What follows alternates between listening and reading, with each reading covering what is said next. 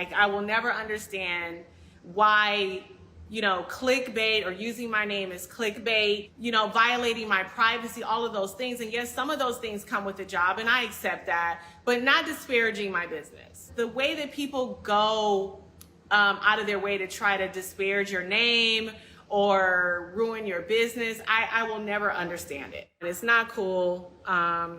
Leave me alone. Welcome back. That was Instagram Live with Real Housewives of Atlanta star Kenya Moore talking about the fallout from her suspension from the upcoming season of the show that's caused her life and her business to really be in turmoil. Kenya's here talking in a daytime exclusive before the break. We heard you say, I'm accountable for my actions. I apologize. Yes. You felt that you were reacting at that time appropriately. But, you know, hindsight, they say, is 20/20. Yes.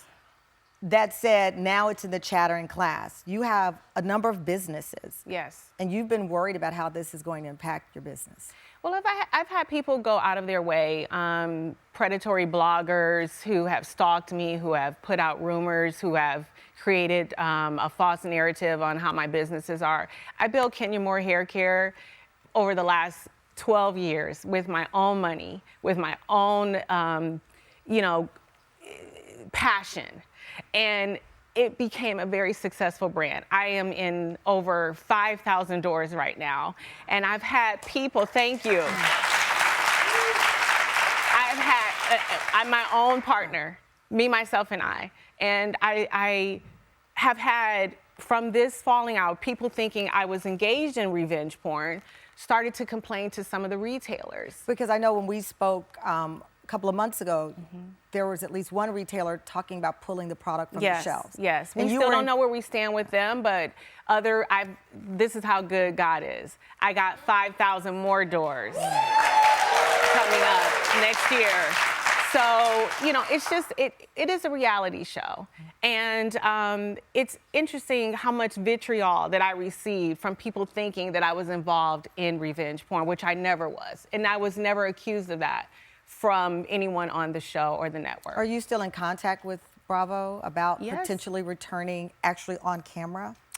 I've had some conversations, and you know who has been such a great support system for me during all this? Andy Cohen. He has called, he has checked on me, he has given me advice, and I feel like he's a really good friend, and I just appreciate the support. And so many people at the network, that was my family for 12 years. Yeah. You know, I love them, and I feel like they love me. It was just a really unfortunate situation. I've seen you at BravoCon, and you walk in, and all of the fans, and it seems like even though it's a reality TV show, and there always seems to be a camaraderie. You know, Yes. people fall out, you fall in. That's why people watch it. I mean, it is Yes.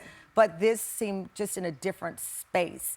It's in a different space and a different time. I think, unfortunately, for the network, it's probably a decision they didn't want to make. I didn't feel that we were seeing each other's side. I didn't think that the investigations were matching up with what actually happened for me. And so we decided let's take a break for right now. Should break right now. Are they still filming this current season? No, they're done filming. They're done. Yes. But you could pop up on like a reunion show. I could. Would you say yes to popping up on the reunion show? I think it's important to have my point of view because I haven't done interviews. I haven't had my say. And so that's a little bit strange for me. I'm here today because you asked me to come to tell my side of the story. And I appreciate that because I feel like this is a safe space. It's always been a safe space and I trust you. But it's unfortunate because I started off as a housewife, longest running on this series, and now I don't have a voice. And that's really hard to Well, take. you always have a voice because, listen, you find your way to that Instagram Live. I heard loud and clear what you were saying.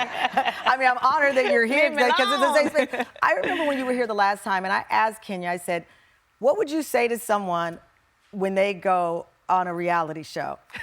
She paused, and everything was in the pause. I always tell when somebody pause and take a deep breath, because people have had great businesses come out of it. They have had a lot of things, but marriages have ended. Yes. Scrutiny. I mean, it was supposed to be a little, as Johnny said, a little kiki fun. Right. And then it wasn't dark. fun anymore. And I've told you, Yes. I stopped watching after an altercation on the show, on one of the reunion shows, and I never could go back because it and I made know me which one cry. you're talking about. It really did. It made me cry, and it was my toughest year because I went from being Miss USA to being humiliated in front of the whole world. And I didn't want to go back. My first year, I didn't want to go back. And I keep finding my way because I feel like the good outweighed the bad. And now that I have a child to support, and, you know, I feel like the most unfortunate thing for me is that this situation was created, I escalated it, and that wasn't the proper response. However, when I look at my daughter and I have to explain things to her, and I don't want anything to get convoluted with my legacy, with, you know, what mommy's purpose is in life. And I don't want her to ever be confused about what my heart is and what my intentions are, because they're always to protect her. I was never protected as a child, and you know that. I never had a mother to protect me. I never had that relationship. And I finally have an opportunity to do that with Brooklyn. And no matter what happens to me in my life, I am going to always protect my child. And maybe it wasn't the right response, but it was from a heart that is pure.